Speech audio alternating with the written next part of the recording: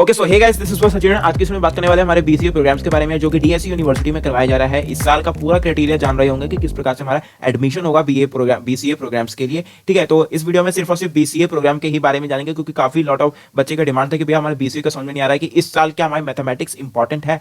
तो इस वीडियो में इसी चीज के बारे में डिस्कस कर रहे हैं कि मैथमेटिक्स क्या हमारे लिए इंपॉर्टेंट है या नहीं इस साल, ठीक है, एडमिशन के लिए डीएसयू में। तो विदाउट टाइम वेस्ट करें वीडियो को स्टार्ट करते हैं। ओके सो यार, सबसे पहले हम आ गए अपने इन्फॉर्मेशन बुलेटिन पे, जिसमें की सारी इन्फॉर्मेशन लिखी हुई है हमारे बीसीए प्रोग्राम्स के बारे में ही रिलेटेड में। ठीक है, तो स्टार्टिंग से जान रहे होंगे कि बीसीए प्रोग्राम है क्या, उसकी एलिजिबिलिटी क्राइटेरिया है, कितने सीट है, कितना ड्यूरेशन है, दिस डेट करके कौन कौन सी हमारे कॉलेज में ये करवाया जाता है। ठीक है, तो एक एक करके जानते हैं। तो सबसे पहले हम जानते हैं कि बीसीए प्रोग्राम है क्या। तो बीसीए प्रोग्राम्स के यार फुल फॉर्म हमारी आ जाती है बैचलर इन कंप्यूटर एप्लीकेशन। जैसे कि हमें नाम से पता चल रहा है कि हमारे पास यहाँ पे कंप्यूटर से रिलेटेड ही जानकारी मतलब करवाई जाएगी। ठीक है, आने वाले समय में आईटी सेक्टर जो है ना वो बहुत ही जबरदस्त होने वाला है। ठीक है, एंड कंप्यूटर सेक्टर जो भी कहें हम आईटी एज कंप्यूटर, तो आने वाले समय में यार आपको पता है एआई फैसिलिटी आने वाली है। ठीक है, आर्टिफिशियल इंटेलिजेंस आने, तो हमारे लिए बीसीए प्रोग्राम्स के लिए बहुत ही ज्यादा आने वाले समय में डिमांड है। ठीक है, तो इसी प्रोग्राम के हमें अगर देखा जाए तो बहुत ज्यादा डिमांड है इन फ्यूचर, एंड इसलिए काफी बच्चे यहाँ पे जाना चाहते हैं। ठीक है, यहाँ पे आपको क्या कहेंगे, सारी कंप्यूटर लैंग्वेज से रिलेटेड ही जानकारी दी जाएगी। ठीक है, सॉफ्टवेयर डेवलपमेंट आपका यार आप अगर यहाँ पे करते हो, ये प्रोग्राम को अगर करते हो, आपको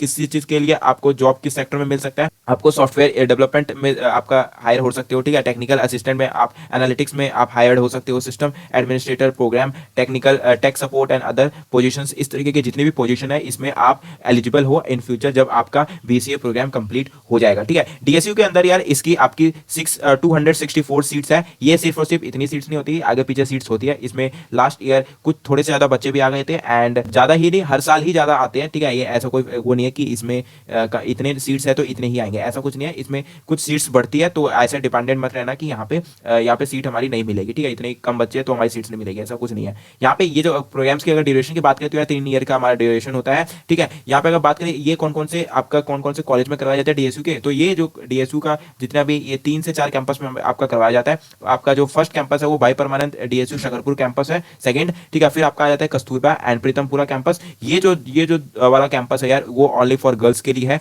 ठीक है, गर्ल्स के लिए है, ये बॉयज के लिए नहीं है। ठीक है, ये बॉयज के लिए नहीं है, ये सिर्फ और सिर्फ गर्ल्स के लिए। तो ये वाला जो कैंपस है ये तो भूल ही जाओ, आप अगर बॉयज हो तो सिर्फ अगर आप बॉय हो तो आपको ये वाला और ये वाला कैंपस मिलेगा जो कि डीएसयू का मेन कैंपस है। ठीक है, तो डीएसयू के मेन कैंपस मतलब कि द्वारका कैंपस में और आपका शकरपुर कैंपस में बॉयज के लिए ये सिर्फ और सिर्फ ये दोनों कॉलेज है। एंड ये जो कस्तूरबा वाला एंड कस्तूरबा के प्रीतमपुरा कैंपस है, ये वाला सिर्फ और सिर्फ गर्ल्स के लिए है। ठीक है, तो ये 3 कैंपस में आपका ये कोर्स रन करवाया जाता है, एंड ये मैंने बता दिया इसकी सीट्स कितनी है, ड्यूरेशन कितनी है। अब बात करते हैं इसकी एलिजिबिलिटी क्राइटेरिया क्या है। एलिजिबिलिटी क्राइटेरिया जानने के लिए हम यार नेक्स्ट पेज पे चलेंगे। यहाँ पे अगर बात करें इस प्रोग्राम्स के बारे में कि हमारा ये जो जितने की इसकी एलिजिबिलिटी क्राइटेरिया क्या है। ठीक है, यहाँ पे इस साल यार इसकी एलिजिबिलिटी क्राइटेरिया को चेंज करा गया है बीसीए प्रोग्राम्स के लिए। आप सब देख सकते हैं यहाँ पे ये BCA bachelor in computer application है, तो इसकी मिनिमम जो है ना यार, इसकी 50% तो आपका 10+2 में चाहिए, या तो फिर आपका इक्विवेलेंट है। इक्विवेलेंट मतलब आपका डिप्लोमा जो होता है, इक्विवेलेंट डिप्लोमा की जो डिग्री होती है वो इक्विवेलेंट होती है। ठीक है, तो यहाँ पे आपका मिनिमम 50% आपको चाहिए आपका 10+2 में। प्लस में आपके इस साल यार यहाँ पे मैथमेटिक्स को कंपलसरी कर दिया गया है, साफ लैंग्वेज में लिखा हुआ है कि मिनिमम आपको 60% तो मैथमेटिक्स में चाहिए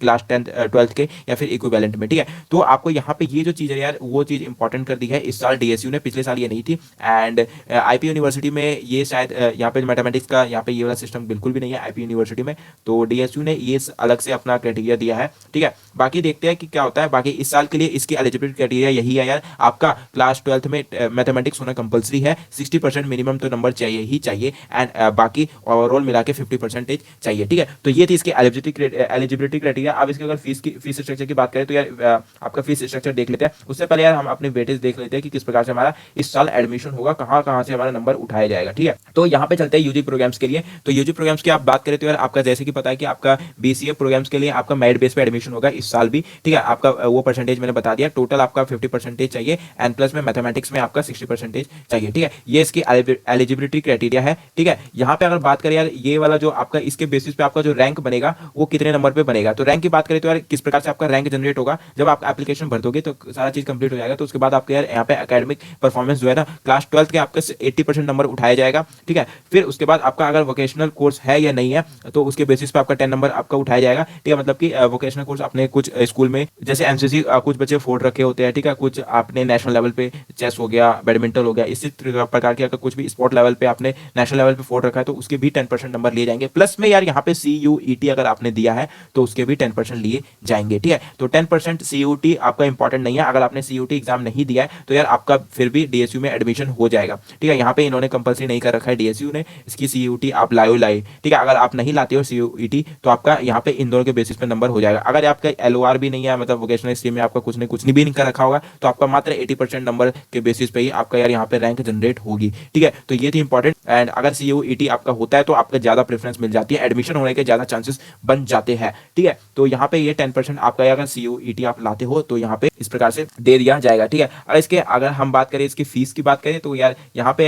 इस प्रकार की ये सारी सीट्स दे रखी है, ठीक है। एंड आई होप आपसे को समझ में आ गया होगा, आपने यार यहाँ पे पूरी इन्फॉर्मेशन बुलेटिन पढ़ लिया होगा, ठीक है। यहाँ पे अगर बात करें इसकी फीस की, तो फीस स्ट्रक्चर की बात करें तो यार यहाँ पे फीस स्ट्रक्चर देख लेते हैं कि इस साल का फीस स्ट्रक्चर क्या है अपना, ठीक है, BCA प्रोग्राम्स के लिए। तो यार यहाँ पे आप सब देख सकते हैं यार BCA प्रोग्राम्स का है यार यहाँ पे ये फर्स्ट ईयर का आपका 44,100 लिया जाएगा, ठीक है। उसके बाद आपका 48,000 आपका सेकंड ईयर का है, एंड ये जो आपका है ये थर्ड ईयर का है, ठीक है। तो थर्ड ईयर में आपका 53,000 लिया जाएगा, एंड सेकंड ईयर में आपका लिया जाएगा 48,000, प्लस में आपका फर्स्ट ईयर का 44,100 लिया जाएगा, ये है फर्स्ट ईयर का। तो ये थी आपके फीस स्ट्रक्चर जो कि आपको BCA प्रोग्राम्स में देना पड़ेगा, ठीक है। तो इतने बैंक अकाउंट में डाल के रखना पड़ेगा आपको अगर आपको BCA प्रोग्राम्स करना है तो, ठीक है। तो ये थी सारी इन्फॉर्मेशन जो कि सिर्फ और सिर्फ यही है। उसके बाद अगर BCA प्रोग्राम्स की एडमिशन प्रोसेस की बात करें तो किस प्रकार से हमारा एडमिशन होगा, तो सबसे पहले आपको एप्लीकेशन फॉर्म भरना पड़ेगा, ठीक है। एप्लीकेशन फॉर्म की यार आपकी डेट्स निकल चुकी है, एप्लीकेशन फॉर्म भर दो। एंड वीडियो अगर नहीं पता चला, आपको पता लगा कि एप्लीकेशन किस प्रकार से भरना है, तो मेरी ये वाली वीडियो देख लेना जो कल मैंने डाली थी वीडियो, ठीक है, वो जाके देख लेना। उसके बाद आपका एप्लीकेशन कंप्लीट होने के बाद आपका यार यहाँ पे आपका जो नंबर होगा उसके बेसिस पे आपका रैंक निकलेगा, ठीक है। जो आपका नंबर होगा क्लास 12th का, ठीक है, उसके बेसिस पे आपकी रैंक आएगी। रैंक मतलब या तो मेरिट लिस्ट भी बोलते हैं हम इसको कभी कभार, एंड इसको रैंक भी बोलते हैं, ठीक है। रैंक आने के बाद आपकी काउंसलिंग होगी उसी के बेसिस पे। काउंसलिंग होने के बाद आपको काउंसलिंग में मतलब होता है कि आपका कॉलेज प्रेफरेंस देना पड़ता है कि कौन कौन से कॉलेज में या कॉलेज आपका कौन कौन सा कोर्स चाहिए, ठीक है। तो कॉलेज आपका काउंसलिंग होने के बाद फिर आपका यहाँ पे कॉलेज अलॉट हो जाता है। आपका लास्ट ईयर आपका 3 यहाँ पे चला था, 3 काउंसलिंग चली थी, बाद में आपका फिर स्पॉट राउंड आपका 3 भी चला था, स्पॉट राउंड भी 3 चला था, ठीक है। स्पॉट राउंड भी आपका 3 चला था। इस साल देखते हैं आपका स्पॉट राउंड कितना बार चलता है। फिलहाल के लिए आपका जो काउंसलिंग होगा वो 3 काउंसलिंग तो 100% होगी। फर्स्ट में अगर एडमिशन नहीं हुआ तो सेकंड में हो जाता है, सेकंड में नहीं हुआ तो थर्ड में हो जाता है, अगर इन तीनों में नहीं होता है तो आपका स्पॉट राउंड बाद बचता है। तो ये थी कुछ एप्लीकेशन मतलब एडमिशन प्रोसेस की किस प्रकार से आपका BCA में एडमिशन होगा, ठीक है। तो आई होप आपसे को समझ में आ गया होगा। बाकी कोई और डाउट हो BCA से रिलेटेड नीचे कमेंट सेक्शन में मत बोलना। तब तक ले जाते हुए take care, see have a great day. मिलते हैं नेक्स्ट वीडियो में शानदार टॉपिक के साथ। Bye bye.